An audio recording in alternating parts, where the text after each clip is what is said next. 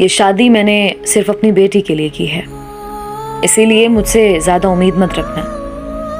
वो उसे अपने बेड पर रिवायती दुल्हनों की तरह बैठे देखकर नागवारी से बोला, तुमने ये सोचा होगा कि तुम मुझसे शादी करके मुझे हासिल कर लोगी, तो ये सिर्फ भूल है आपकी, क्योंकि मेरे दिल में मेरी पहली बीवी बसती है। वो अपनी पहली बीवी का नाम मोहब्बत से लेकर उसे सर्द लहजे में बोलने लगा। ये फूलों से सजा कमरा कभी तुम्हारा नहीं होगा। याद रखना, ये फूल मेरी बीवी के चले जाने के बाद मेरी जिंदगी से भी चले गए। अब सिर्फ कांटे ही कांटे हैं मेरी जिंदगी में। वो एकदम से जनूनी अंदाज में बेड पर लगे गुलाब के फूलों की लड़ियों को हाथ से खींचकर बेदर्दी के साथ नफरत से बोला।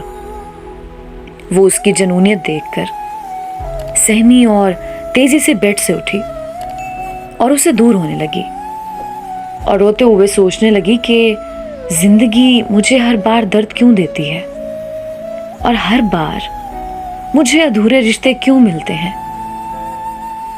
वो सख्ती से फूलों को फेंककर उसकी जानिब बढ़ा और उसे सख्ती से कंधों से पकड़कर खींचते हुए कमरे से बाहर निकाल दिया और अपनी बेटी के कमरे के सामने पहुंचकर उसे धक्का देकर सख्त लहजे में बोलने लगा, याद रहे कि तुम मेरी मौजूदगी में इस कमरे में रहोगी और अगर तुम्हें कमरे से बाहर देखा ना तो वो दिन तुम्हारा यहां आखिरी दिन होगा।